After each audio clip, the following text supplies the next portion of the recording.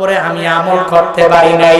নবীরে মানি মানি মানি মানি সারা জীবন আহলুস সুন্নাতুল জামাতের ব্যানারটা নিয়ে যদি আগায়া যাও, আর যদি নবীরে বলো নবী তোমারে মানি, নবী তোমারে মানি, নবী তোমারে মানি, হবে না হবে না। নবীরে মানতে গেলে নবীর সুন্নতের আমল করে নাও, নবীর সুন্নতের আমলটা কন্টিনিউ করে নাও, তাহলে আমার নবীকে মানা হয়ে যাবে। বলে নবীকে ভালোবাসতে যেভাবে সাহাবায়ে কেরামরা এদের মতো আমার নবীর ভালোবাসা দেখায়া দাও। এরা মৌখিকভাবে বলে নাই ও নবী আমি আপনারে ভালোবাসি, নিজের জবান দিয়া শুধুমাত্র বলে নাই। ওই যে হযরত হানজালা, যার কাহিনী এমন কোন বান্দা নাই যে জানে না, যেই হানজালার কাহিনী শুনে শুনে শুনে শুনে চোখের পানি ফেলায়া কান্না করেছে অনেকেই। যেই হানজালা আমার নবীকে শুধু জবান দিয়া ভালোবাসে এমন না, নিজের জীবনের চাইতে কি পরিমাণ ভালোবেসে ফেললো। বাসর রাত নবী হানজালাকে জানা দিলেন, হানজালা যাও যাও, তোমার আজকে উহুদের ময়দানে যাওয়া লাগবে না। ও হানজালা তোমাকে রুখসত দিয়া দিলাম, তুমি চলে যাও, কোনো অসুবিধা হবে না। বাসর রাত উদযাপন করে করে এরপরে তুমি আমার কাছে আবার আসতে পারবা। রুখসত নিয়া নিয়া বাসর রাত উদযাপন করার পরে হযরতে হানজালা যেদিন যখন গোসলের জন্য দৌড়াইয়া যায়, কে যেন মদিনার অলিতে গলিতে বলে বলে বেড়ায়, কুতিলা মুহাম্মদ, আমার নবী নাই, দুনিয়া থেকে বিদায় হয়ে গেল। ওই নবীর কুতিলা মুহাম্মদের স্লোগান শুনে শুনে হানজালা বড় পাগল বড়া হয়ে গেলেন। কোথায় তার গোসল, দৌড়াইয়া স্ত্রীর দরবারে যায়, আর যাবে ও স্ত্রী আমার, ওই নবী নাকি উহুদের ময়দানে শহীদ হয়ে গেল, আমি গোসল করতে পারি না পারি না পারি না পারি না। সেই নবীর জন্য আমি হানজালা এত পরিমাণ পাগল বাড়া। ও স্ত্রী আমার, তরবারিটা দাও, আমি উহুদের ময়দানে যাওয়া লাগবে। ওই নবীকে দুনিয়া থেকে যারা বিদায় করতে সাহস করে ফেলেছে, এদেরকে দুনিয়ায় রেখে রেখে রেখে রেখে আমি হানজালা গোসল করতে পারি না, এই বাসর রাতও আমি উদযাপন করতে পারি না। হানজালা বলে তরবারি দাও। বিবি বলে হানজালা না না না না, তোমার ফরজ গোসল হয়েছে, আগে তুমি গোসলটা সুন্দরভাবে করে নাও। হানজালা ডেকে বলে ও স্ত্রী আমার, আমার ফরজ গোসল কি বড় দামি, আমার নবী দুনিয়ায় নাই, ওই নবী না থাকলে আমার গোসল দিয়া কি হবে, আমার তরবারিটা তুমি আমাকে দিয়ে দাও, এই তরবারি নিয়ে নিয়ে নিয়ে নিয়ে আমি কাফেরদের বিরুদ্ধে যুদ্ধ করা লাগবে।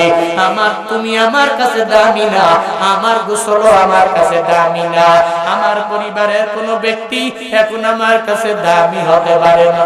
ও বেবি তরবারি দাও, এই তরবারি নিয়ে নিয়ে নিয়ে নিয়ে কাফেরদের বিরুদ্ধে যুদ্ধ করা লাগবে। নিজের বাসর রাত উদযাপন করে করে একটাবারের জন্য ফরজ গোসলের দিকে মনোনিবেশ না করে তরবারি লইয়া ওই বিবির থেকে তরবারি নিয়ে চলে গেলেন উহুদের ময়দানে। ওই জায়গায় আল্লাহু আকবার বলে বলে জিহাদের ময়দানে ঝাঁপিয়ে পড়লেন। স্তর বা স্তর অনেকগুলো কুফফারকে দুনিয়া থেকে বিদায় করে দিয়ে দিলেন। শুধু নবীর প্রেম মুহাব্বত অন্তরের মধ্যে নিয়ে নিয়া দুনিয়া থেকে বিদায় করে একটা পর্যায়ে উনিও দুনিয়া থেকে বিদায় হয়ে চলে গেলেন। ইন্না লিল্লাহি ওয়া ইন্না ইলাইহি রাজিউন। ওয়ালা তাকুলু লিমান ইউকতালু ফি সাবিলিল্লাহি আমওয়াত বাল আহইয়া ওয়ালাকিন লা তাশউরুন।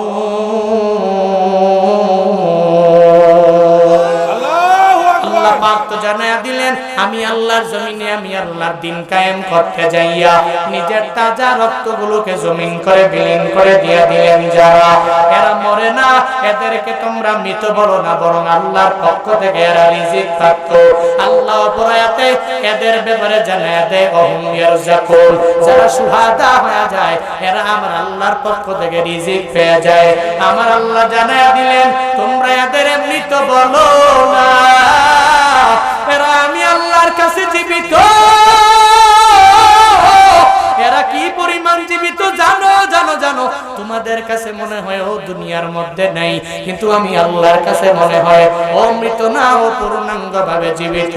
হামজালার লাশ হয়ে গেল, শহীদ হয়ে গেলেন। উহুদের যুদ্ধ শেষ হওয়ার পরে নবী এক এক করে সাহাবায়ে কেরামকে আদেশ দিয়ে দিলেন, ও সাহাবায়ে কেরাম যাও যাও উহুদের ময়দানে চলে যাও, যারা যারা শুহাদা হয়ে গেল ওই শহীদদের লাশ তোমরা এনে এনে বিনা গোসলে দাফন দিয়ে দাও। কেন শহীদদেরকে গোসল দেওয়া হবে না, এদেরকে বিনা গোসলে কেন দাফন করা হবে? কারণ এই শুহাদায়ে কেরামরা হাসরের ময়দানে আমার মাওলার দরবারে উঠবে।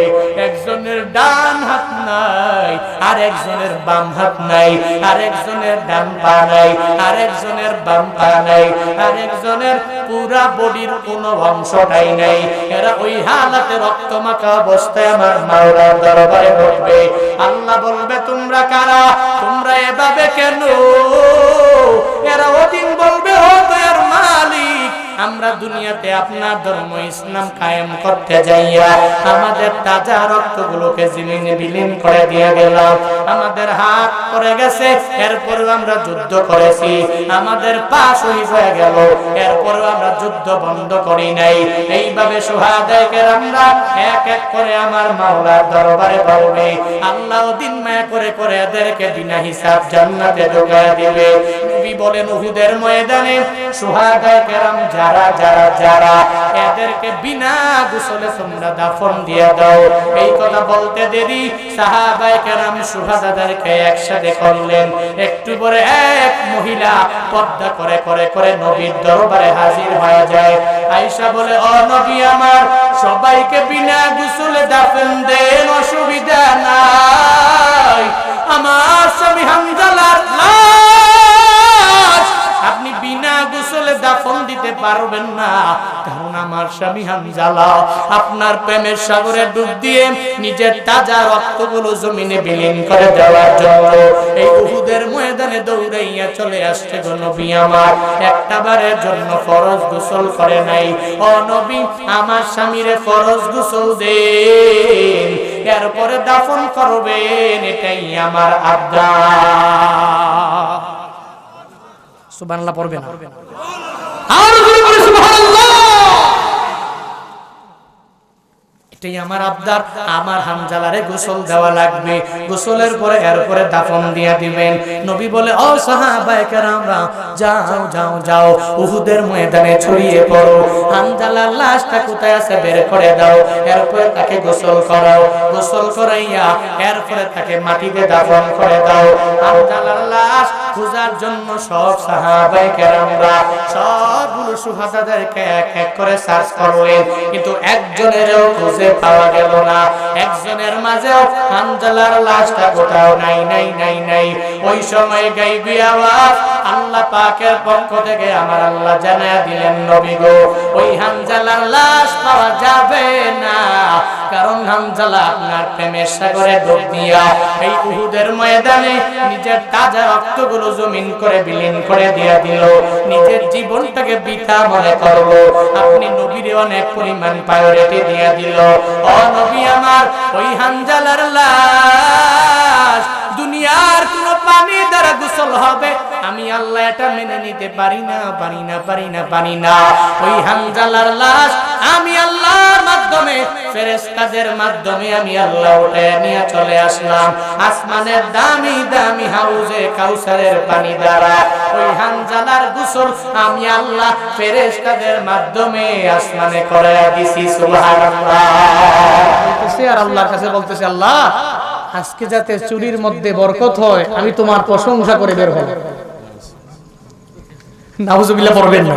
নাউজুবিল্লাহ। চোর যদি চুরি করার সময় রবের প্রশংসা করে তো আল্লাহ পাক তার চুরির মধ্যে বরকত দিবে নাকি?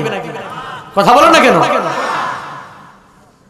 দুর্নীতিবাজ যারা সমাজে এলাকায় রাষ্ট্রে যারা দুর্নীতি করে, গুলুল যাদের ভিতরে আছে, সর্বোচ্চ লেভেলের মানুষের উপর জুলুম করে নির্যাতন করে, এই ব্যক্তিগুলো দেখবেন মাঝে মাঝে আল্লাহর নাম নিয়ে শুরু করে, ও আল্লাহর নামে প্রশংসা করে আর পরে সুদি কারবার করে, আল্লাহর নামের প্রশংসা করে আর পরে ঘুষ খায়, আল্লাহর প্রশংসা করে আর পরে মানুষের উপর জুলুম করে, নির্যাতন করে।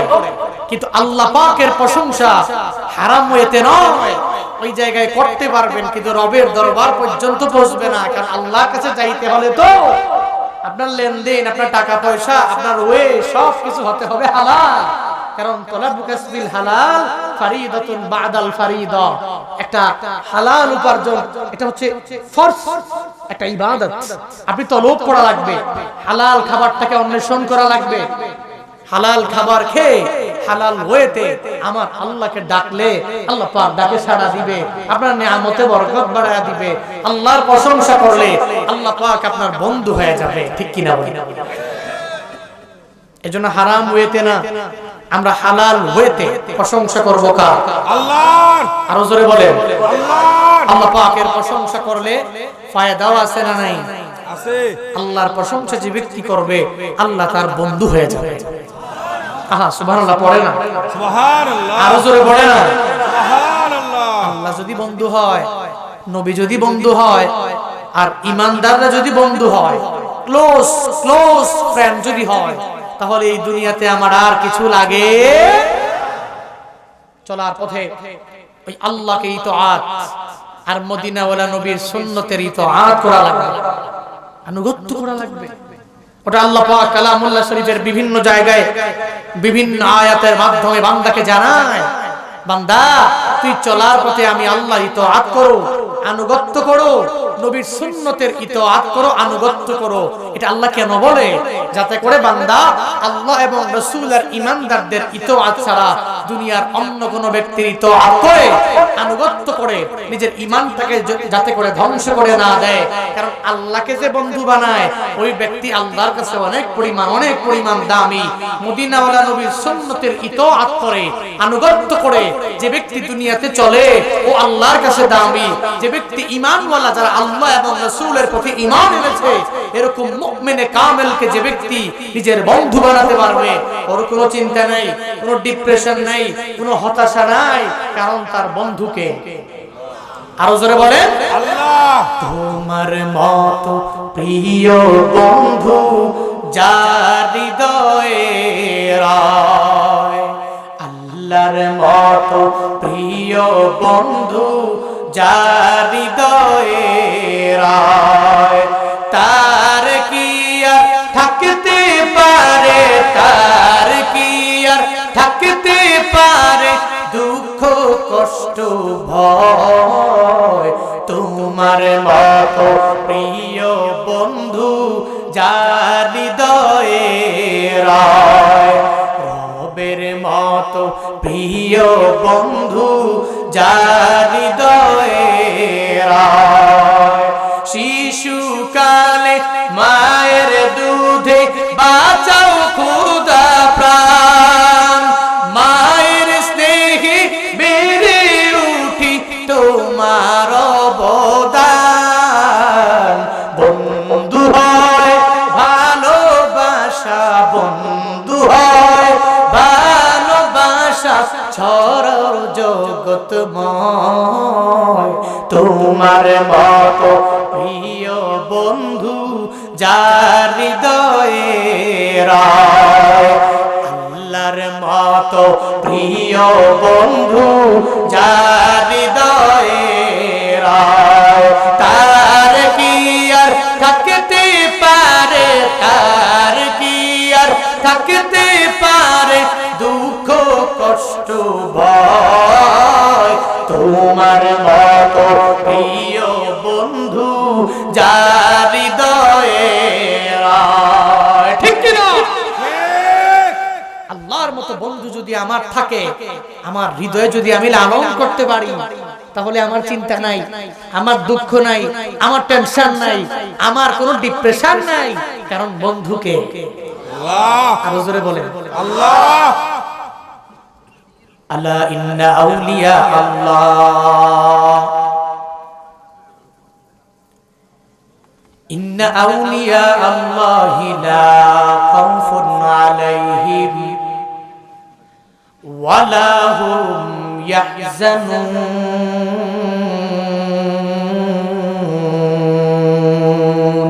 আল্লাহু আকবার। আল্লাহ বলেন জেনে নাও ইন্না আউলিয়া আল্লাহ, আল্লাহ পাকের বন্ধু যারা, এদের কোনো ভয় নাই, এদের কোনো চিন্তাও নাই।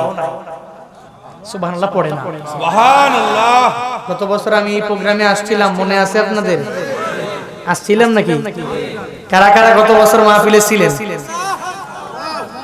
গত বছর আপনারা ছিলেন, এবছরও আছেন, থাকবেন তো ইনশাআল্লাহ? কিছু কথা বলতে পারবো তো ইনশাআল্লাহ? আখিরি মুনাজাত দিয়ে বাড়ি যাব বলে ইনশাআল্লাহ। আল্লাহ পাক সেই তৌফিক দান করেন। আরো জোরে পড়ে। এই জন্য আমরা বন্ধু বানাবো কাকে? আল্লাহকে বন্ধু বানাবো। আল্লাহর বন্ধু হতে পারলে লা খাউফুন আলাইহিম, কোনো ভয় নাই, ওয়ালা হুম ইয়াহজানুন, কোনো চিন্তাও নাই। এবার আল্লাহকে বন্ধু বানাতে গেলে শুধু বললাম যে আল্লাহ আমার বন্ধু, তাহলে অটোমেটিক হয়ে গেল? আল্লাহকে বন্ধু বানাতে হলে আল্লাহ পাকের কালাম দ্বারা নিজের জিন্দেগিটা গঠন করা লাগবে। এই যে কোরআন, কোরআন মাজিদ, এই কোরআনে মাজিদ দ্বারা নিজের সামাজিক জীবন, ব্যক্তিগত জীবন, রাষ্ট্রীয় জীবন শুরু থেকে নিয়ে শেষ চলার পথে এই আল্লাহ কোরআনকে ফলো করা লাগবে। এরপরে আল্লাহর ইতাআত হবে, আল্লাহর আনুগত্য করা হবে, এরপরে আল্লাহর বন্ধু হওয়া যাবে। আমি খালি বললাম যে আমি আল্লাহর ওলি, এটা বললেই কি হলো? হবে না। এর জ্ঞান নিয়ে বাস্তব জীবনে আমল করা লাগবে। আর ওই কথাগুলোই আল্লাহ পাক কালামুল্লাহ শরীফের বিভিন্ন জায়গায় বলে। কুল আতিউল্লাহ ওয়ার রাসূল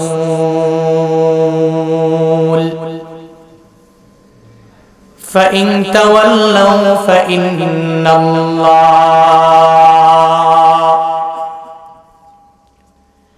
فإن الله لا يحب الكافرين।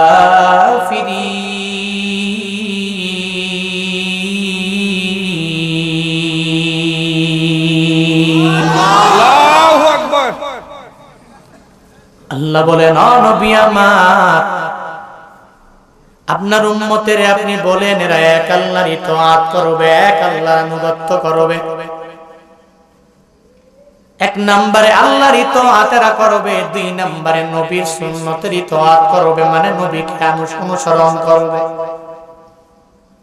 আল্লাহকে দেখা যায় না, ছোঁয়া যায় না, ধরা যায় না, আল্লাহকে দেখতে পাই নাই।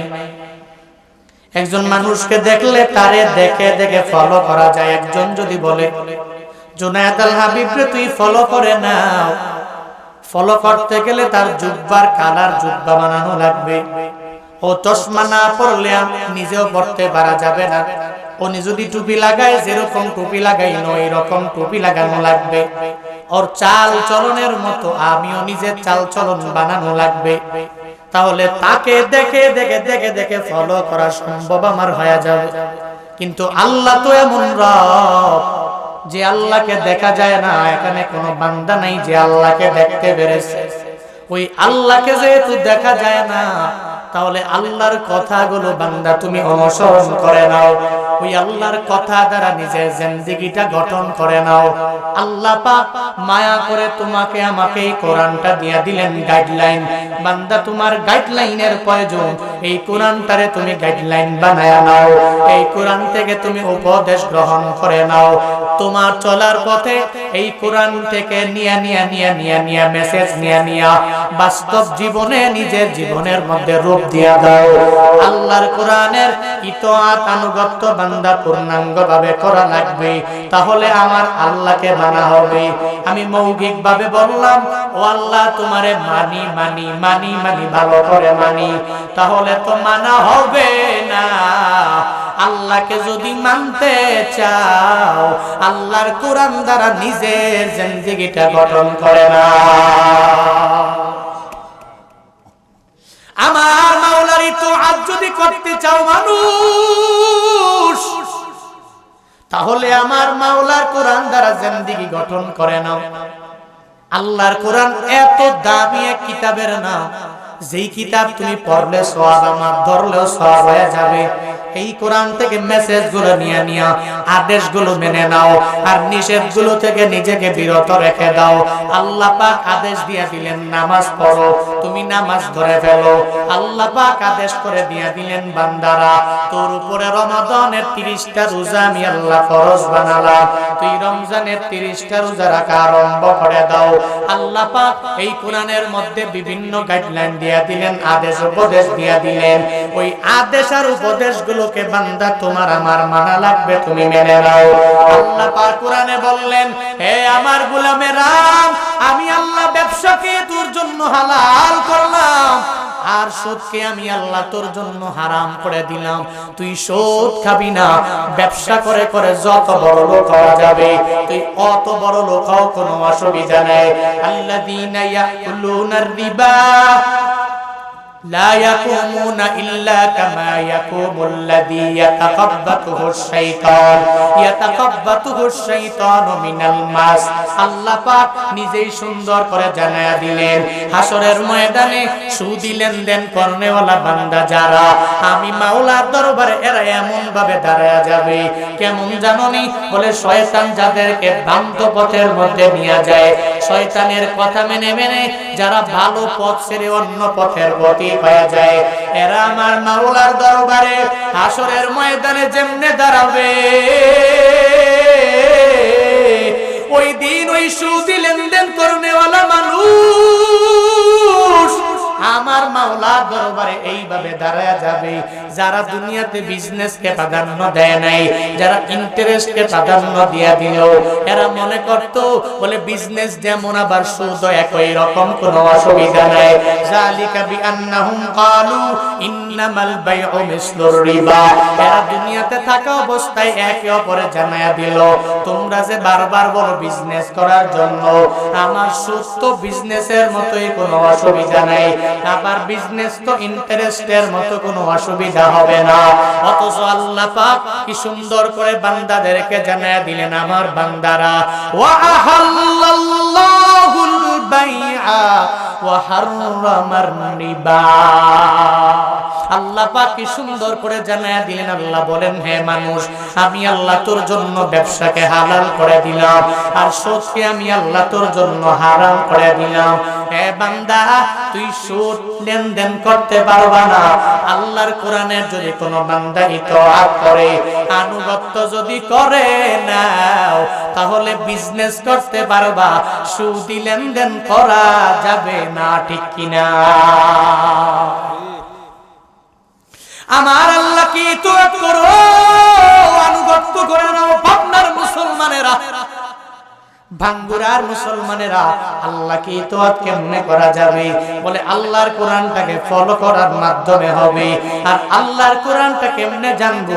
হুজুর, আমি তো কোরআন নিজে পড়তেও পারি না, এই কোরআন দ্বারা নিজের জিন্দেগিটা গঠন করতে পারি নাই। এই যে মল্লিক চক মদিনাতুল উলুম মাদ্রাসা, ওই কোরআন শিক্ষার মারকাজ, এই মাদ্রাসাগুলোরে তুমি যেই পরিমাণে গুরুত্ব দেওয়া লাগবে, অনেক পরিমাণে ইম্পর্টেন্ট মনে করা লাগবে। এই জায়গায় আল্লাহর কোরআনটাকে হিফজ করে করে ছেলেরা, এরপরে দেশের বিভিন্ন জায়গায় এরা নামাজ পড়ায়, লাহানে জলিয়াদের তেলাওয়াতের মধ্যে হয় না, এদের তেলাওয়াতের মধ্যে লাহানে কফিও হয় না। তুমি আওয়ামী লীগ করো, অথবা বিএনপি করো, অথবা জামাতে ইসলাম করো, যা সব বাসদ যাই করো না কেন, বান্দা তোমার দল ভিন্ন ভিন্ন ভিন্ন ভিন্ন হয়ে যেতে পারে, তোমার লিডার তোমার নেতা বড় হতে পারে রে গোলামেরা, কিন্তু আল্লাহর মাদ্রাসার সাথে তুই শত্রুতামি করিও না। এই মাদ্রাসাকে গুরুত্ব দাও। দুনিয়ার লিডারের কথা মেনে মাদ্রাসাকে যদি গুরুত্ব না দাও, হাসরের ময়দানে আমার মাওলাকে হিসাব দেওয়া লাগবে। এই যে মাদ্রাসা, এই মাদ্রাসায় তো কোন জায়গায় লিডার হওয়া যাবে, কোন জায়গায় কোন সন্ত্রাস বানানো যাবে, কাকে দুইটা পিটা মারা যাবে, কাকে দুইটা মাইর দেওয়া যাবে, এই মাদ্রাসায় এটা শিক্ষা দেওয়া হয় না। যেই মাদ্রাসায় আল্লাহর কোরআনের ব্যাপারে শিক্ষা দেওয়া হয়ে গেল, এখানে উলামায়ে কেরামরা কষ্ট করে করে করে করে করে কত রাত নাই দিন নাই পরিশ্রম করে করে তোমার ছেলেগুলোকে এখানে পড়ায়। এই মাদ্রাসার মধ্যে এরা দর্শ দিয়া দেয় রে বান্দা, কিন্তু তুমি মনে করো তোমার নিজের দল মতভেদ করে করে করে করে মাদ্রাসার উপরে রাগান্বিত হওয়া যাবে না, মাদ্রাসার প্রতি ক্রোধান্বিত কশিন কালেও হওয়া যাবে না। এই মাদ্রাসার প্রতি গুরুত্ব দাও। একদিন তোমার কাছে আসবে রে গোলামেরা, যেদিন তোমার কেউ নাই, কবরের মধ্যে তুমি চলে গেলা, তোমার বন্ধু বান্ধব তোমার পাশে নাই, তোমার কোনো বন্ধু বান্ধবেরা কাছেও বেরোবে না। একদিন চোখের পানি ফেলায়া কান্না করবে, আরো 2 দিন চোখের পানি ফেলায়া ফেলায়া কান্না করবে। একদিন হঠাৎ করে ওই মাকবারার পাশে গিয়া আর কেউ দাঁড়াবে না। কিন্তু এই মাদ্রাসায় পড়নেওয়ালা ওই তুলাবায়ে ইলমে দ্বীন যারা যারা দ্বীনি ইলম শিক্ষা করে নিল, আল্লাহর কোরআন পড়ে পড়ে হাফেজে কোরআন যারা হয়ে গেল, ওই দিনেরা বলবে আমার এই এলাকার মেম্বার, আমার চেয়ারম্যান, আমার এলাকার বড় লিডারেরা, বড় বড় বড় বড় নেতারা আমাদের মাদ্রাসাকে ভুলে যায় নাই। এরা বিভিন্ন দ্বন্দ্ব করে আমাদের মাদ্রাসায় অনুদান দিতে বলে নাই, দান করতে বলে নাই। এতিমখানার দিকে তাকাইয়া আমাদেরকে অনেক পরিমাণ হেল্প করলো, সাহায্য করলো, সহযোগিতা করলো। কি ফায়দা হবে? আল্লাহ পাক সুন্দরভাবে মদিনাওয়ালা নবীর মাধ্যমে জানায়া দেয়, নবী আমার সুন্দর করে জানায়া দেয়, আমার যে উম্মতরা নিজে কোরআন পড়ার পরে কোরআনটাকে পড়লো, মান করওয়াল কোরআন ফাস্তাযহারাহু ফাহাল্লা হালালাহু ওয়া হাররামা হারামাহু আদখালাহুল্লাহুল জান্নাহ ওয়া শাফাআহু ফি আশরাতিন মিন আহলি বাইতিহি কুল্লুহুম কদ ওয়াজাবাত লাহুমুন নার। মদিনাওয়ালা নবী বলেন, আমার যে উম্মতেরা নিজে নিজে কোরআন তিলাওয়াত করে করে শিখে নিল, ফাস্তাযহারাহু, এবার তার ব্যাখ্যা বিশ্লেষণ সুন্দরভাবে শিখে নিয়া আল্লাহ হালালাহু, হালালটাকে হালাল মেনে মেনে চললো, ও হারামা হারামাহু, আর হারাম যেটা ওই হারামটাকে হারাম মেনে চললো, আদখালাহুল্লাহুল জান্নাহ, আল্লাহ হাসরের ময়দানে ডেকে ডেকে বলবে, ও ভাঙ্গুড়ার হাফেজে কোরআন আসো, তুই এত কষ্ট করে করে দুনিয়ার কোন মানুষের কথা মানো নাই, বেতন কম হওয়ার পরেও মাদ্রাসায় পড়াকে গুরুত্ব দিয়া দিলা। আয় আয়, আজকে এত কষ্ট করে দুনিয়াতে কোরআন পড়ার কারণে, হালালকে হালাল মানার কারণে, হারামকে হারাম মানার কারণে তোকে জাহান্নামে দেওয়া হবে না। আল্লাহ ওই আলেমটারে ধরে ধরে ধরে ধরে বলবে, আজকে তুই জাহান্নামে যাবি না, আমার জান্নাতের দরওয়াজা খোলা, ওই জান্নাতে ঢুকে যা। আতিনা ফি দারে দুনিয়া না হাসান, আতিনা ফি দারে উকবা না হাসান, ইয়া গিয়াসাল মুস্তাগীসিন দিনা লফদিকার বিল উলুমে ওয়াল গিনা, হর গরিদে নেকো তু তৈয়ার है, जो ना मांगे उस तू बेजार है। আল্লাহ ওই দিন ওই হাফেজে কোরআন বান্দাকে বলবে, তুই জান্নাতে ঢুকে যাও, জান্নাতে ঢুকে যাও। তখন হাফেজে কোরআন বলবে, আমি আল্লাহ জান্নাতে যাব না, জান্নাতে যেতেও চাই না। কেন হাফেজে কোরআন, কেন জান্নাতে যেতে চাও না? তখন আল্লাহ যখন প্রশ্ন করবে, কেন তুই জান্নাতে যেতে চাও না, হাফেজে কোরআন ডাইকা ডাইকা জানাবে, আল্লাহ আমি বাঙ্গুরার এই মল্লিক চক মাদ্রাসার মধ্যে আমি পড়লাম, আমার এলাকার লোকেরা, আমার মা নাই, বাবা নাই, আমার কেউ নাই, আমি অনেক কষ্ট করে করে মাদ্রাসায় পড়লাম, এত কষ্ট করে করে আমি এতিম হয়ে মাদ্রাসায় পড়েছি। এলাকার মানুষেরা আমাকে ভুলে নাই, ভুলে নাই, ভুলে নাই, আমার খোঁজ খবর নিত এরা ভুলে নাই। ও আল্লাহ, এরা যেহেতু বললো না, আজকে হাসরের ময়দানে আমি একা একা জান্নাতে যাব, এটা হতে পারে না, পারে না, পারে না, পারে না। এই বান্দাগুলো জাহান্নামে যাবে, আমি একা একা জান্নাতে চলে যাব, এটা কোশ্চিন কালো আমার দ্বারা পসিবল হবে না। নবী আমার বলেন, ওয়াশফাআহু মিন ফি আশরাতিন মিন আহলি বাইতিহি, তার আহলে বাইত থেকে 10 10 জনকে সুপারিশ করার জন্য আল্লাহ আদেশ দিয়ে দিবে, আল্লাহ অনুমতি দিয়ে দিবে। আল্লাহ ওই দিন বলবে হাফেজে কোরআন যাও যাও তোমার আহলে স্বজন আত্মীয় স্বজন থেকে 10 জনকে বের করে নাও। অজাবাত লাহুমুন নার, যাদের উপর জাহান্নামের আগুনটা ওয়াজিব হয়ে গেল এদেরকে ওই জাহান্নামের আগুন থেকে ধরে ধরে ধরে এরপরে তুমি জান্নাতের মধ্যে ঢুকায়া দাও। সুবহানাল্লাহ পড়বেন না? আরো জোরে পড়বেন না? এদের জন্য জাহান্নাম ওয়াজিব হয়ে গেছে, একদম ওয়াজিব। জাহান্নামে ঢুকে গেছে, ঢুকে যাবে। এই ওয়াজিব হনেওয়ালা জাহান্নামী ব্যক্তিদেরকে আল্লাহ পাক ওই দিন হাফেজে কোরআনকে বলবে, এই হাফেজ, এই আলেম, তুই এত কষ্ট করেছো, ঠিক আছে দাঁড়াও, তুমি একা কেন জান্নাতে যাবা? তোমার 10 জন আত্মীয় স্বজনকে নিয়ে যারা জাহান্নামী এদেরকে ধরে ধরে জান্নাতে ঢুকিয়ে দাও। সুবহানাল্লাহ। এজন্য এই ছেলেটিকে মাদ্রাসায় পড়াইলে তোমার ফায়দা হয়ে যাবে। আল্লাহর কোরআনটারে মুখস্থ করতে পারবে, ওই কোরআন দ্বারা নিজের জিন্দেগিটা গঠন করতে পারবে।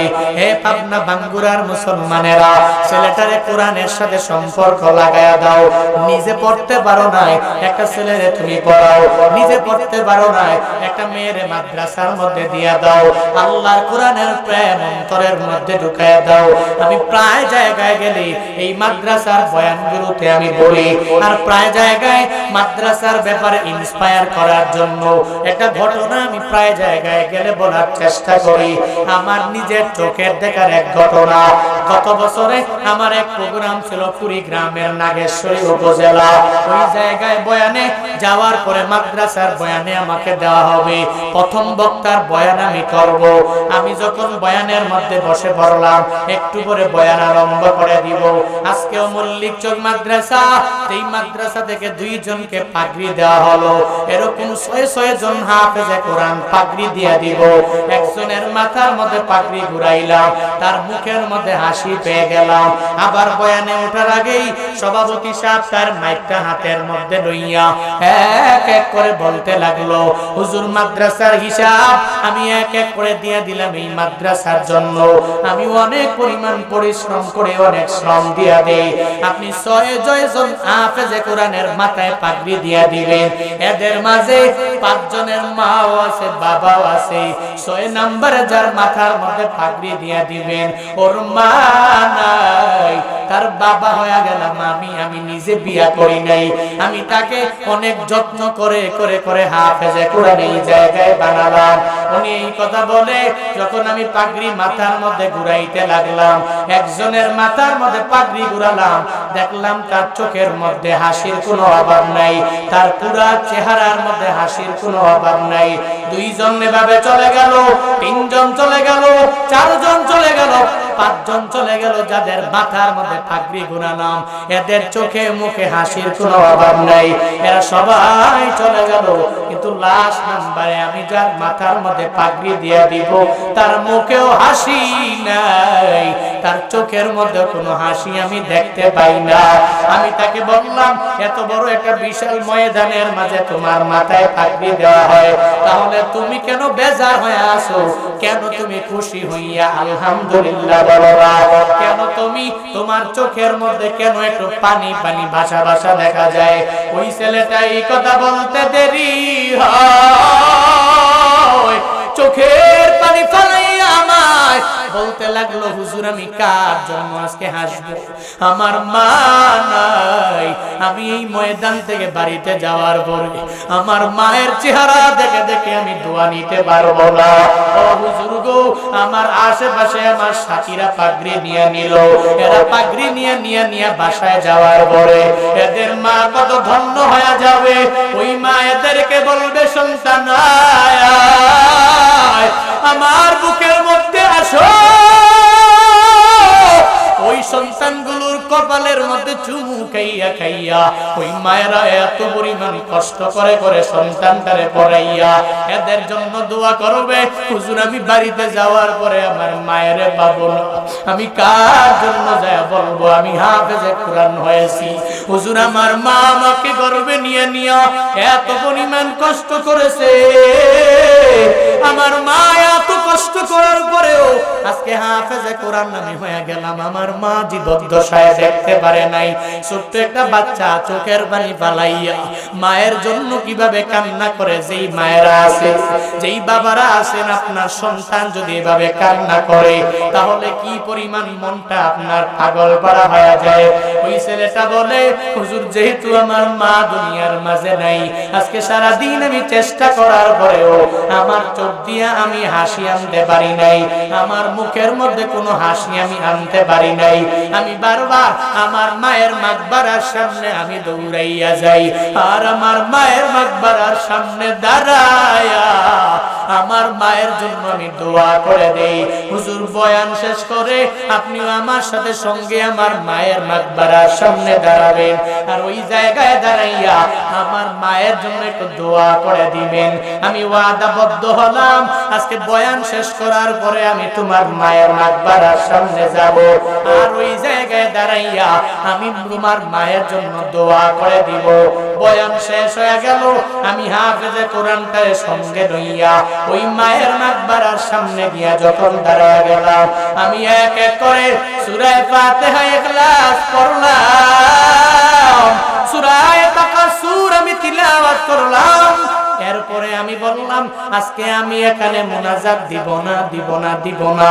যেই মায়ের সন্তানটা সদ্য হাফেজে কোরআন হইয়া তার মাথার মধ্যে পাকড়ি নিয়ে নিল, ওই মা অনেক ধন্য মা, যেই মায়ের সন্তান হাফেজে কোরআন হয়ে যায়, ওই হাফেজে কোরআন তার মায়ের জন্য দোয়া করে দিবে। এই কথা বলতে দেরি, সাথে সাথে সে দুইটা হাত বাড়া দিল, রবের দরবারে হাত বাড়াইয়া তার মায়ের জন্য ওই সময় দোয়া করে আর বলে, ও দয়ার মালিক, এই দুনিয়াতে আমার মা নাই, ও আল্লাহ তুমি আমার সিনায় 30 পারা কোরআন দিয়েছো, এই 30 পারা কোরআন নিয়ে আমি মায়ের জন্য দোয়া করি, আল্লাহ আমার মায়ের কবর তুমি জান্নাতের বাগান বানায় দাও। ওই ছেলেটা চোখের পানি ফালাইয়া ওই সময় মায়ের জন্য দোয়া করে, সাবালক হয় নাই, গুনাহ কি ওই জিনিসটা আদৌ বুঝে নাই, আজ পর্যন্ত কোনো কবিরা গুনাহ করে নাই। এত কষ্ট করে সিনার মধ্যে 30 পারা কোরআন কারাইয়া ওই মায়ের জন্য কি সুন্দর করে দোয়া করে দিল। এই যে মায়ের জন্য একটা হাফেজে কোরআন যে মায়ের জন্য দোয়া করে, ওই দিন মা বাবারা তোমরা বুঝবা এই ছেলেটারে মল্লিক চক মাদ্রাসায় দিয়া কি লাভ হলো, ওই ছেলেটারে বিভিন্ন হাফেজে কোরআন বানাইয়া কি পরিমাণ ফায়দা হয়ে গেল, কি পরিমাণ আলেম বানাইয়া বান্দা তোমার অনেক পরিমাণ ফায়দা হয়ে গেল। ওই দিনই বুঝা যাবে যেদিন কবরের পাশে কেউ যাবে না, আর হাফেজে কোরআন যেদিন যাইয়া তোমার জন্য দোয়া করবে, কবর যদিও জাহান্নামের গর্ত হয়ে যাক না কেন, সন্তানের দোয়ার বদৌলতে আল্লাহ কবর জান্নাতের বাগান বানায় দিবে। সুবহানাল্লাহ। কবরটা জাহান্নামের গর্ত, কিন্তু আলেম আপনার পাশে দাঁড়াইছে, ছেলেটা যায়া চোখের পানি ফালায়া মায়ের জন্য কান্না করে, বাবার জন্য কান্না করে। কেন করে? ও তো জানে মা বাবা এত কষ্ট করেছে, আমি কেন কোরআনের জ্ঞান শিখে ওই মা বাবার মাকবারার পাশে গিয়ে দাঁড়াবো না? ওই ছেলের দ্বারাই হবে, যেই ছেলে মাদ্রাসায় পড়েছে, ও কোরআনটাকে শুদ্ধ করেছে, সহি করেছে, লাহানে জলি করে না, লাহানে খফি করে না, সুন্দর করে তিলাওয়াত করে, এরপরে মায়ের মাকবারার সামনে গিয়ে দাঁড়াইয়া যেদিন দোয়া করবে, ওদিন বুঝবা আল্লাহর এই কোরআনে মাজিদের কি পরিমাণ দাম। ওদিন বুঝা যাবে, এর আগে বুঝা যাবে না।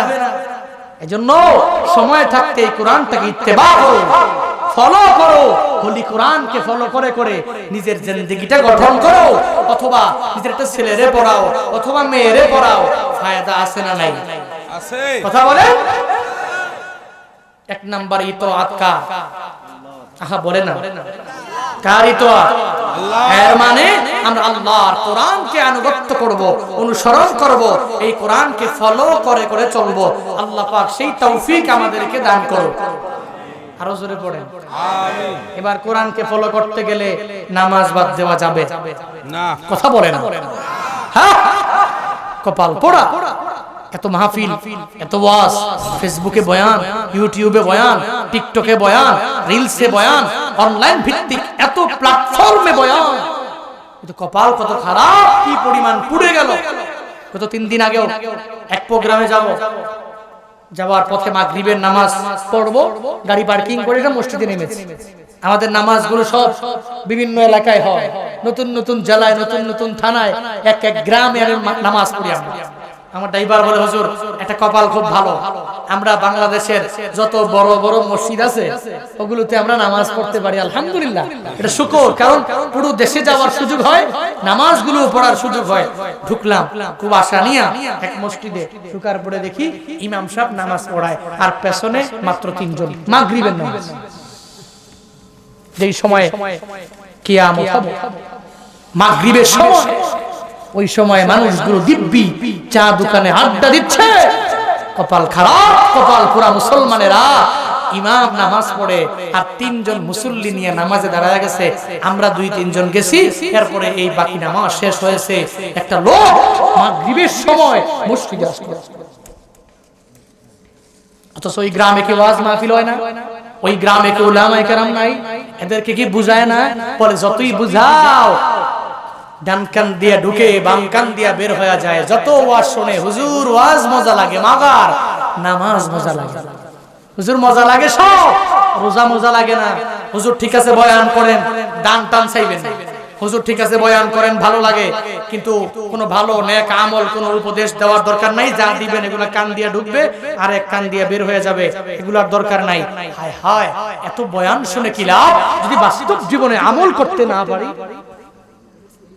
এত বয়ান শুনে কি লাভ যদি মসজিদগুলো এখনো মুসল্লি দিয়া ভরপুর করতে না পারি? আজান শুনে আসো যারা বিছানায়, তাদের জন্যে কান্দেন নবী মদিনায়, তাদের জন্যে কান্দেন নবী মদিনায়। ওই নবীর জন্য কি মায়া লাগে না?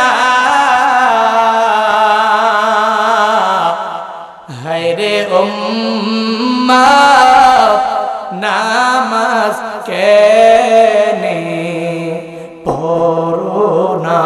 হায়রে উম্মাত, মসজিদে কেন আসো না? আজান শুনে আসো যারা বিছানায়, তাদের জন্যে কান্দেন নবী মদিনায়, তাদের জন্যে কান্দেন নবী মদিনায়। নবী কান্দে না?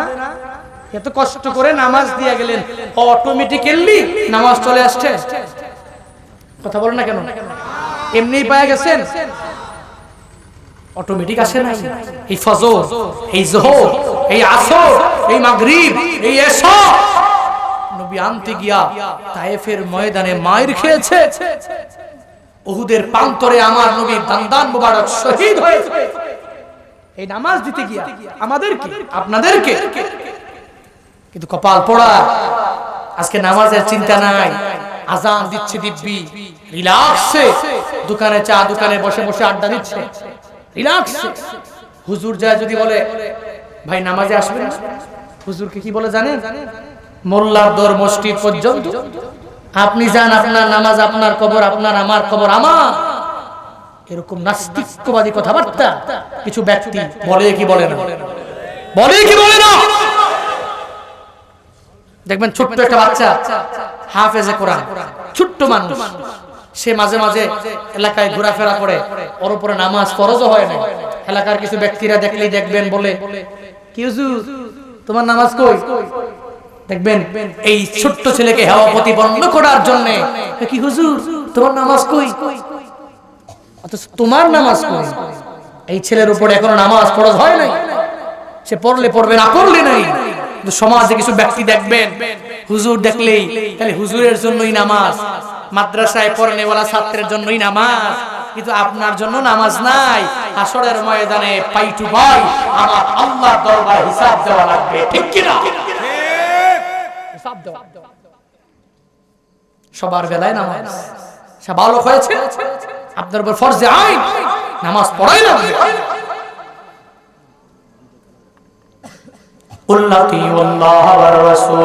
আল্লাহ পাক জানায়া দিলেন নবী আমার অনবী উম্মতের জানায়া দেন, এরা এক নম্বরে আমি আল্লাহর ইতাআত করবে, আর দুই নম্বরে নবীর সুন্নতের উপরে এরা আমল করবে। এক নম্বরে ইতাআত কার? আল্লাহ। এক আল্লাহর ইতাআত করবে, দুই নম্বরে নবীর সুন্নতের উপরে আমল করবে। কেমনে করবে? দাড়িগুলো কি কাইটা না রাইখা? হ্যাঁ, দাড়ি লম্বা করে নবীর সুন্নতের উপরে আমল করা লাগবে। চুলের মধ্যে রোনাল্ডোর কাটিং দিয়া, এমবাপ্পের কাটিং দিয়া, মেসি নেইমারের কাটিং দিয়া নবীর সুন্নতের আমল হবে? হবে নি? এই যে কয়েকদিন ফেসবুকে একটা ভাইরাল দেখতেছি, বারবার সামনে আসে, কয় তোমার চুলের কাটিং কি? এমবাপ্পে ওর বাপ দিছে কাটিং, চুলের কাটিং, এমবাপ্পের কাটিং দেও। অথচ নবীর সুন্নত পালন করতে গিয়া যদি চুলটা কাটে, তাহলে প্রতিটা সময় একটা সুন্নতের ফায়দা অটোমেটিক্যালি তার আমল নামায় জড়ো হয়। কিন্তু ও নিয়ত করে এই কাটিং মেসি, ও নিয়ত করে এই কাটিং নেইমারে, ও নিয়ত করে এই কাটিং এমবাপ্পে, ও নিয়ত করে নে এই কাটিং আমার দেশের খেলোয়াড়ের, আমার পুরা মাথার কাটিংটা হয়ে যাবে খেলোয়াড়দের মতো। এই চিন্তা নিয়ে নিয়ে সেলুনের মধ্যে দৌড়ায়, আর যা বলে ও সেলুনওয়ালা কত টাকা লাগবে না, আর চুলে যত সুন্দর করে কাটিং দিতে বলবো ওই ছেলের মতো দিয়ে দাও, ওই নায়কের মতো দিয়ে দাও, ওই খেলোয়াড়ের মতো দিয়ে দাও, ওই প্লেয়ারের মতো তুমি দিয়ে দাও। এই চিন্তা নিয়ে নিয়ে তুমি নবীর সুন্নতের আমল করতে পারবা না। ওই নবীকে এমন ভাবে তোমার অনুসরণ করা লাগবে, অনুকরণ করা লাগবে। একটা মানবা, সাতটা আঘাত লাগলে আর মানতাম না, এই মানা হবে না, বরং মানার মতো মানা লাগবে। এক আল্লাহর বান্দার 5টা ছেলে, 4 ছেলে বড় আল্লাহওয়ালা, বড় নামাজি, বড় নেক আমল করনেওয়ালা, 4 জন ভালো মানুষ, কিন্তু লাস্ট নাম্বার ছেলেটা ভালো না, নামাজও পড়ে না, রোজাও রাখে না, নেক আমল করে না। সমাজের মধ্যে বিভিন্ন পরিবারের মধ্যে আপনারা দেখবেন, পরিবারের মধ্যে সব ছেলেরা ভালো হয়, একজন বড় হয়ে যায় গাত্তেরা, ও বাবার কথাও শুনে না, মায়ের কথাও শুনে না। এমন পরিবারে এমন ছেলে সমাজে আছে না? না, 4 জন খুব ভালো, কিন্তু লাস্ট নাম্বার যেটা, ও এমন দুষ্ট, পড়ে না নামাজ, শোনে না বাবার কথা, কোন মায়ের কথা, কারো কথা শোনে না। আমগো এলাকায় বলে শেষ কাটাইল্লাটা বড় শয়তান, এটা আমগো এলাকায় বলে আর কি। অনেক পরিমাণ দুষ্ট, নামাজ নাই, কোনো আমল নাই, কিন্তু 4 জন অনেক ভালো, কারোর সাথে কোনো অন্যায় করে না, কিন্তু লাস্ট নাম্বারটা একজনে 4 জনের কান কেটে দিচ্ছে। এই 4 জন একদম ভালো মানুষ, পুরো এলাকার মধ্যে এদের নাম ডাক আছে, কিন্তু লাস্ট নাম্বার যেটা, ও ডাব চুরি করে, ও নারিকেল চুরি করে, ও বুবু কোম্পানির মতো ঘুরে, রাত্রে বেলা টুটু কোম্পানির ম্যানেজার হয়ে আরো 2-3 জন 4 জনকে সাথে নিয়ে ঘুরে। এবার বাবা তো এই সন্তান নিয়ে বড় পেরেশানি। একদিন ফজরের নামাজের সময় যায়, একটু ডাকি এই ছেলেটাকে ডাকতে লাগলো, এ ছেলে তুমি নামাজে আসো, তোমার বাকি 4 ভাইকে আমার বলা লাগে না, ও অটোমেটিক্যালি নামাজে যায়, তুমি কেন আসো না? তাকে একবার ডাক দিল, 2 বার ডাক দিল, 3 বার ডাক দেওয়ার পরে মাথা তো গরম, ঘুমাইছে তো 4টা, আজান দিছে 4:45, 4:50, আজান দিছে এই সময়, ও ঘুমাইছে 4টায়। এবার দেখেন মাথা কি গরম, এই বাবা এত বড় সাহস, ছোটবেলা কি করছো না করছো সব কিন্তু কয়ে দিবে, কত নামাজি ছিল। এরকম কথা কিছু ছেলে ফেলে বলে, কি বলে, কথা বলো না কেন, এত ক্যাটকেট করে বুড়ো হয়ে গেছেন, আপনার নামাজ লাগবে, আমি আপনার বয়সী হলে পড়বো না। এরকম কথা বলে, তাকে বলে দিল বাবা কই খাইছে রে, ওর তো নিয়ত টিয়ত ভালো না, ইজ্জত সব কাম সার করে দিব। চলে গেল, নামাজে গিয়ে আল্লাহর কাছে দোয়া করতে লাগলো। ফজরের নামাজ পড়ে দেখবেন আমাদের এলাকার মুরব্বীরা এক মুসল্লায় বসে ওই জায়গায় বিভিন্ন আজকার ও সবাহ যেগুলো আছে এগুলো করে, জিকির আজকার তাসবিহ তাহলিল এক জায়গায় বসে বসে করছে। এরপরে একটু পরে হঠাৎ করে দেখা যায় মসজিদের দরজাকে যেন নাচ, পিছনে তাকায়া দেখে তার লাস্ট নাম্বার ছেলেটা যাকে দড়ি দিয়া বাইধাও মসজিদে আনা যায় না, ও মসজিদে ঢুকতেছে। আরে কি অবস্থা, কাহিনী কি? আমার ছেলে এত ভালো হয়ে যাবে, এটা তো আমি নিজে অবশ্য অন্তত পক্ষে এটা বিশ্বাস করতে পারি না, এত ভালো হয়ে যাবে। ওকে ডেকে আসলাম, ও আসে না, চলে আসলে আসার পরে এসে বাবার পাশে বসছে। কি করেন বাবা? তাসবিহটা আমার হাতে দেন, খাইছে। অবস্থা তো পুরো গরম, মনে হয় আল্লাহর ওলি হয়ে গেছে। তাসবিহ হাতের মধ্যে লয়া এবার বাবাকে সামনে রেখে বলছে, বাবা আমি আপনাকে মানি, আমি আপনাকে মানি, আমি আপনাকে মানি, আমি আপনাকে মানি, আমি আপনাকে মানি। তাসবিহ পড়তেছে আর বাবার কাছে বলতেছে, বাবা তো মোটামুটি কই খাইছে, এত বড় আল্লাহ বাবা আমার ছেলে হইছে, হে বলে আমারে মানে, এতদিন পর্যন্ত আমার একটা কথাও মানে না, এখন সে আমাকে মানে, আলহামদুলিল্লাহ। এবার ছেলেকে বলতেছে, তুমি যেহেতু আমাকে মানো, আগামী কাল থেকে এই ঠান্ডার মধ্যে ফজরের পরে এই শিশিরের মধ্যে দিয়ে কুয়াশার মধ্যে গরুর জন্য ঘাস কাটা আমার জন্য বড় কষ্টকর। আগামী কাল থেকে এই রুটিন এবং এই দায়িত্ব আমি তোমাকে দিলাম, কন্টিনিউ আমার কাজটা তুমিই করবে, যে তুমি আমাকে মানো, আমাকে যেহেতু মানো এই কাজ তোমার করা লাগবে। বাবা দাঁড়ান, তাসবিহটা আবার দেন, তাসবিহটা আবার হাতে নেয়া, আমি তোমাকে মানি, আমি তোমাকে মানি, আমি তোমাকে মানি। এটা তো আমি শুনলামই, তুমি মানো দেখেই তো আমি তোমাকে বললাম যে তুমি কালকে থেকে কন্টিনিউ আমার কাজগুলো তুমি করবা, এজন্যই তো বললাম। দাঁড়ান বাবা, আমি আপনাকে মানি ঠিকই, তবে ঘাস তুইল্লা মানন লাগলে ওই মানা মানি না। মানা কি হইছে? ভাঙ্গুরার মুসলমানেরা, মল্লিক চোখের মানুষেরা মানা হইছে? কথা বলেন না কেন? হ্যাঁ, মানা যেরকম হয় নাই, নবীর সুন্নাহ আমল করতে পারি নাই, নবীরে মানি মানি মানি মানি সারা জীবন আহলুস সুন্নাতুল জামাতের ব্যানারটা নাইয়া যদি আগায়া যাও, আর যদি নবীরে বলো নবী তোমারে মানি, নবী তোমারে মানি, নবী তোমারে মানি, হবে না, হবে না। নবীরে মানতে গেলে নবীর সুন্নতের আমল করে নাও, নবীর সুন্নতের আমলটা কন্টিনিউ করে নাও, তাহলে আমার নবীকে মানা হয়ে যাবে। বলে নবীকে ভালোবাসতে যেভাবে সাহাবায়ে কেরামরা এদের মতো আমার নবীরে ভালোবাসা দেখায়া দাও। এরা মৌখিক ভাবে বলে নাই ও নবী আমি আপনারে ভালোবাসি, নিজের জবান দিয়া শুধুমাত্র বলে নাই। ওই যে হযরত হানজালা, যার কাহিনী এমন কোন বান্দা নাই যে জানে না, যেই হানজালার কাহিনী শুনে শুনে শুনে শুনে চোখের পানি ফেলায়া কান্না করেছে অনেকেই। যেই হানজালা আমার নবীকে শুধু জবান দিয়া ভালোবাসে এমন না, নিজের জীবনের চাইতে কি পরিমাণ ভালোবেসে ফেললো। বাসর রাত নবী হানজালাকে জানায়া দিলেন, হানজালা যাও যাও, তোমার আজকে উহুদের ময়দানে যাওয়া লাগবে না। ও হানজালা তোমাকে রুখসত দিয়া দিলাম, তুমি চলে যাও, কোনো অসুবিধা হবে না। বাসর রাত উদযাপন করে করে এরপরে তুমি আমার কাছে আবার আসতে পারবা। রুখসত নিয়া নিয়া বাসর রাত উদযাপন করার পরে হযরতে হানজালা যেদিন যখন গোসলের জন্য দৌড়াইয়া যায়, কে যেন মদিনার অলিতে গলিতে বলে বলে বেড়ায়, কুতিলা মুহাম্মদ, আমার নবী নাই, দুনিয়া থেকে বিদায় হয়ে গেল। ওই নবীর কুতিলা মুহাম্মাদের স্লোগান শুনে শুনে হানজালা বড় পাগল ভরা হয়ে গেলেন। কোথায় তার গোসল? দৌড়াইয়া স্ত্রীর দরবারে যায়, আর যাবে ও স্ত্রী আমার, ওই নবী নাকি উহুদের ময়দানে শহীদ হয়ে গেল, আমি গোসল করতে পারি না, পারি না, পারি না, পারি না। সেই নবীর জন্য আমি হানজালা এত পরিমাণ পাগল বাড়া। ও স্ত্রী আমার, তরবারিটা দাও, আমি উহুদের ময়দানে যাওয়া লাগবে।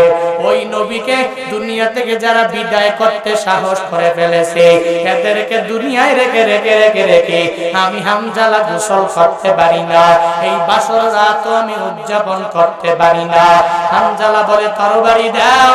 বিবি বলে হানজালা না না না না, তোমার ফরজ গোসল হয়েছে, আগে তুমি গোসলটা সুন্দরভাবে করে নাও। হানজালা ডেকে বলে, ও স্ত্রী আমার,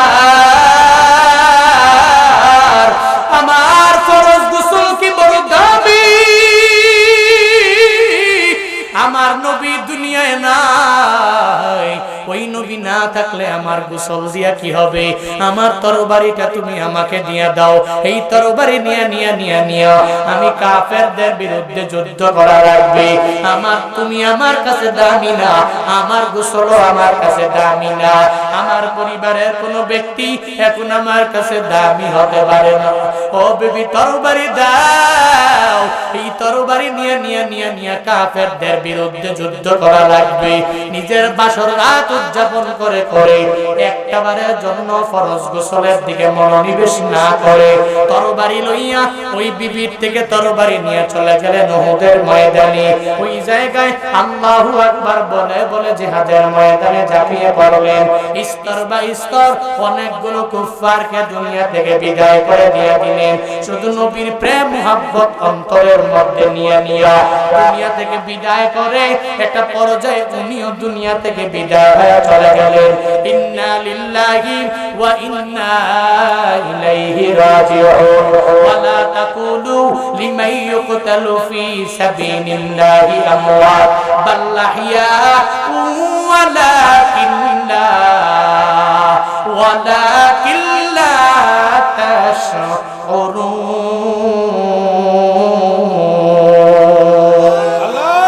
আল্লাহ পাক তো জানায়া দিলেন, আমি আল্লাহর জমিনে আমি আল্লাহর দিন কায়েম করতে যাইয়া নিজের তাজা রক্তগুলোকে জমিন করে বিলীন করে দিয়ে দিলেন। যারা এরা মরে না, এদেরকে তোমরা মৃত বলো না, বরং আল্লাহর পক্ষ থেকে এরা রিজিক প্রাপ্ত। আল্লাহ পরায়াতে এদের ব্যাপারে জানায়া দেয়, ওহুম ইয়ারযাকুন। যারা শুহাদা হয়ে যায় এরা আমার আল্লাহর পক্ষ থেকে রিজিক পেয়ে যায়। আমার আল্লাহ জানায়া দিলেন, তোমরা এদের মৃত বলো না, এরা আমি আল্লাহর কাছে জীবিত। এরা কি পরিমাণ জীবিত জানো জানো জানো? তোমাদের কাছে মনে হয় ও দুনিয়ার মধ্যে নাই, কিন্তু আমি আল্লাহর কাছে মনে হয় ও মৃত না, ও পূর্ণাঙ্গ ভাবে জীবিত। হামজালার লাশ হয়ে গেল, শহীদ হয়ে গেলেন। উহুদের যুদ্ধ শেষ হওয়ার পরে নবী এক এক করে সাহাবায়ে কেরামকে আদেশ দিয়ে দিলেন, ও সাহাবায়ে কেরাম যাও যাও উহুদের ময়দানে চলে যাও। যারা যারা শুহাদা হয়ে গেল ওই শহীদদের লাশ তোমরা এনে এনে বিনা গোসলে দাফন দিয়ে দাও। কেন শহীদদেরকে গোসল দেওয়া হবে না, এদেরকে বিনা গোসলে কেন দাফন করা হবে? কারণ এই শুহাদায়ে কেরামরা হাসরের ময়দানে আমার মাওলার দরবারে উঠবে। একজনের ডান হাত নাই, আর একজনের বাম হাত নাই, আর একজনের ডান পা নাই, আর একজনের বাম পা নাই, আর একজনের পুরা বডির কোনো অংশটাই নাই। এরা ওই হালাতে রক্তমাখা অবস্থায় আমার মাওলার দরবারে উঠবে। আল্লাহ বলবে, তোমরা কারা? তোমরা এভাবে কেন? এরা ওদিন বলবে, ও দয়ার মালিক, আমরা দুনিয়াতে আপনার ধর্ম ইসলাম কায়েম করতে যাইয়া আমাদের তাজা রক্তগুলোকে জিমিনে বিলীন করে দিয়ে গেলাম। আমাদের হাত পড়ে গেছে, এরপরেও আমরা যুদ্ধ করেছি। আমাদের পা শহীদ হয়ে গেল, এরপরেও আমরা যুদ্ধ বন্ধ করি নাই। এইভাবে শুহাদায়ে কেরামরা এক এক করে আমার মাওলার দরবারে বলবে। আল্লাহ দিন মায়া করে করে এদেরকে বিনা হিসাব জান্নাতে ঢুকায় দিবে। নবী বলেন, উহুদের ময়দানে শুহাদায়ে কেরাম যারা যারা যারা এদেরকে বিনা গোসলে তোমরা দাফন দিয়ে দাও। এই কথা বলতে দেরি সাহাবায়ে কেরাম শুহাদাদেরকে একসাথে করলেন। একটু পরে এক মহিলা পর্দা করে করে করে নবীর দরবারে হাজির হয়ে যায়। আয়েশা বলে, ও নবী আমার, সবাইকে বিনা গোসলে দাফন দেন, অসুবিধা নাই। আমার স্বামী হামজালার লাশ আপনি বিনা গোসলে দাফন দিতে পারবেন না, কারণ আমার স্বামী হামজালা আপনার প্রেমের সাগরে ডুব দিয়ে নিজের তাজা রক্তগুলো জমিনে বিলীন করে দেওয়ার জন্য এই উহুদের ময়দানে দৌড়াইয়া চলে আসছে গো নবী আমার। একটাবারের জন্য ফরজ গোসল করে নাই। ও নবী, আমার স্বামীরে ফরজ গোসল দেন, এরপরে দাফন করবেন, এটাই আমার আবদার। সুবহানাল্লাহ পড়বে না? আর জোরে বলে সুবহানাল্লাহ। এটাই আমার আবদার, আমার হামজালারে গোসল দেওয়া লাগবে, গোসলের পরে এরপরে দাফন দিয়া দিবেন। নবী বলে, ও সাহাবায়ে কেরামরা, যাও যাও যাও, উহুদের ময়দানে ছড়িয়ে পড়ো, হামজালার লাশটা কোথায় আছে বের করে দাও, এরপরে তাকে গোসল করাও, গোসল করাইয়া এরপরে তাকে মাটিতে দাফন করে দাও। হামজালার লাশ খোঁজার জন্য সব সাহাবায়ে কেরামরা সবগুলো শুহাদাদেরকে এক এক করে সার্চ করলেন, কিন্তু একজনেরও খুঁজে পাওয়া গেল না। একজনের মাঝেও হামজালার লাশটা কোথাও নাই নাই নাই নাই। ওই সময় গায়বী আওয়াজ আল্লাহ পাকের পক্ষ থেকে আমার আল্লাহ জানায়া দিলেন, নবী গো, ওই হামজালার লাশ পাওয়া যাবে না, কারণ হামজালা আপনার প্রেমের সাগরে ডুব দিয়া এই উহুদের ময়দানে নিজের তাজা রক্তগুলো জমিন করে বিলীন করে দিয়া দিল, নিজের জীবনটাকে বৃথা মনে করলো, আপনি নবীরে অনেক পরিমাণ প্রায়োরিটি দিয়া দিল। ও নবী আমার, ওই হামজালার লাশ দুনিয়ার কোন পানি দ্বারা গোসল হবে, আমি আল্লাহ এটা মেনে নিতে পারি না পারি না পারি না পারি না। ওই হামজালার লাশ আমি আল্লাহর মাধ্যমে, ফেরেশতাদের মাধ্যমে আমি আল্লাহ উঠায় নিয়ে চলে আসলাম আসমানের দামি দামি হাউজে কাউসারের পানি দ্বারা। ওই হামজালার গোসল আমি আল্লাহ ফেরেশতাদের মাধ্যমে আসমানে করে দিছি। সুবহানাল্লাহ। কান্দিয়া বে কুলরে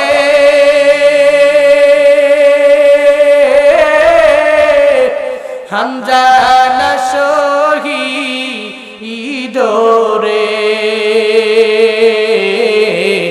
কলিজাসি রিসে সেই জঙ্গে ওহুদে, নবীর এক সাহাবী ছিলেন হামজালা নামেতে, তিনি শহীদ হয়েছিলেন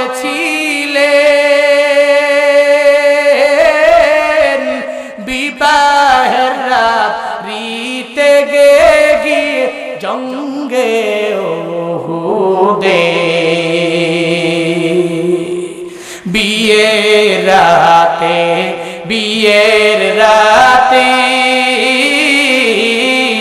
কহেন বিবি তরে,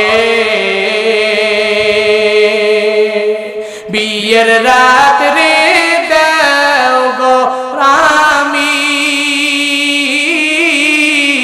যাব রে সেই জঙ্গে ওহুদে, হাত তুলে স্ত্রী বলে, মাওলারি দরবারে, বিয়ের রাতে নব স্বামী সপিলাম তো মারে রে সেই জঙ্গে ওহুদে, যুদ্ধে গেলেন শহীদ হইলেন নাপাক হালাতে, নবী জেনে সাহাবাদের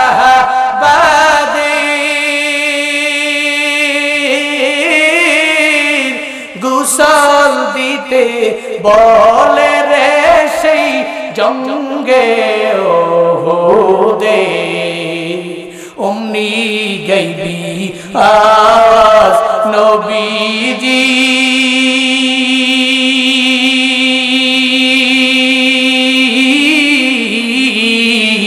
পাইলেন শুনিতে, হামজালার গোসল হয়েছে,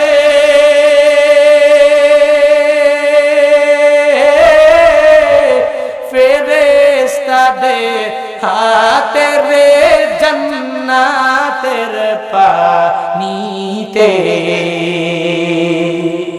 কান্দিয়া বে কুলরে জালা শহীদ রে কলিজাসি রিসে সেই জঙ্গে দে কলিজাসি রিসে সেই জঙ্গে দে কলিজাসি রিসে সেই জঙ্গে দে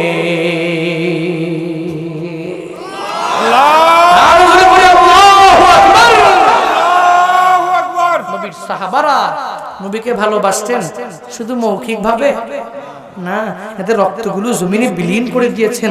নবীর প্রেম সাগরে এরা নিজেকে ডুব দেওয়াইছেন, নিজের জিন্দেগিটাকে বিলীন করে দিয়েছেন, নিজের জীবনটাকে প্রায়োরিটি দেয় না, নবীর ভালোবাসাকে এরা প্রায়োরিটি দিয়েছেন। বলে যুগে যুগে যত সাহাবায়ে কেরামরা ওই সময় ছিল, যুগে যুগে আজও এরা দুনিয়াতে বেঁচে আছে কেমনে?